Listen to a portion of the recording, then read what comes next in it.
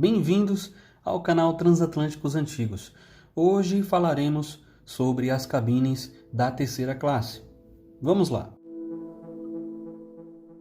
Com o bilhete custando entre 6 e 7 euros na época, quase 800 euros nos dias atuais, as acomodações da terceira classe no Olympic e no Titanic eram relativamente melhores do que as acomodações oferecidas a imigrantes em outros navios.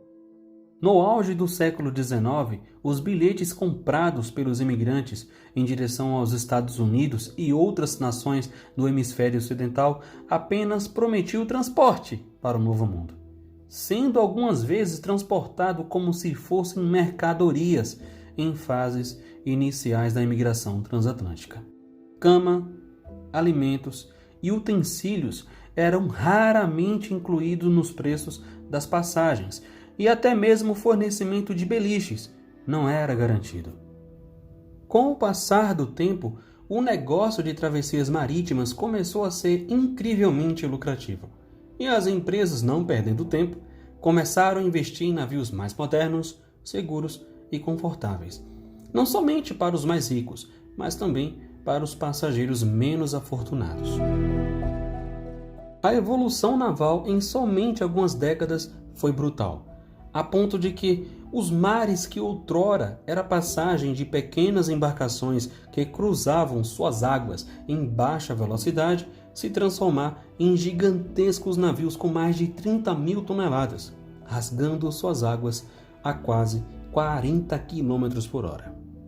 Os ápices dessa nova era naquele momento, o Olympic e o Titanic, mostravam que a evolução é contínua, e a White Star quis deixar isso claro em suas publicidades, que seduzia os viajantes com a seguinte promessa: The interval between the old life and the new world be spent under the happiest possible condition.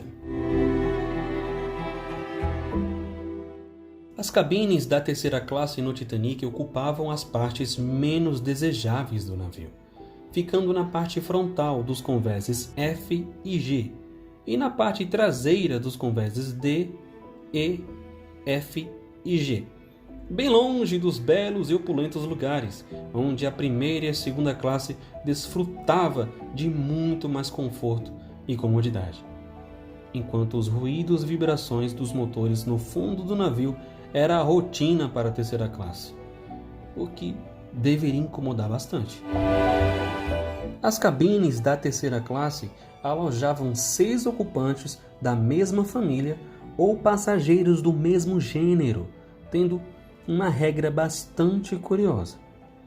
Depois de passar por uma criteriosa inspeção sanitária, famílias com crianças e mulheres solteiras dormiam na popa do navio, enquanto os homens solteiros eram alojados na proa. As cabines eram equipadas com aquecimento e iluminação elétrica, e isso parece normal nos dias de hoje. Mas, só para vocês terem uma ideia, em Londres naquela época, mais da metade das casas e apartamentos ainda usavam lâmpadas a gás. Elas eram espaçosas de acordo com os padrões da época, mas muitas vezes o tamanho era diferente, pois eles aproveitaram até os espaços mais estreitos do navio para construir cabines, e isso fazia o tamanho delas serem irregulares devido à curvatura das seções de proa e polpa do navio, coisa que logicamente não acontecia na primeira classe. Elas eram muito semelhantes às cabines da segunda classe em aparência. A diferença era que elas não tinham guarda-roupas e o lavatório era bem simples. Seu revestimento era de painéis de pinho pintado de branco ou somente metal pintado mesmo em algumas delas. E seu piso era de linóleo cor rosa salmão, com apenas o básico sendo oferecido para enfrentar essa longa viagem, com somente colchões e lençóis da marca White Star sendo disponibilizados. Nem a fronha eles forneciam. Para os homens solteiros, a coisa era mais espartana ainda, pois só haviam colchões de palha e um cobertor.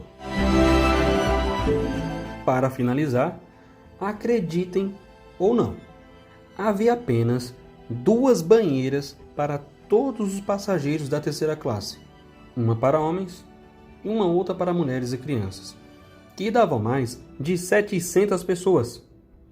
Isso não era mesquinhez por parte da Whitestar, mas uma triste realidade social. Os mais humildes naquela época consideravam que os banhos frequentes causavam doenças pulmonares graves, e assim, a demanda por banheiras a bordo para a terceira classe era inexistente.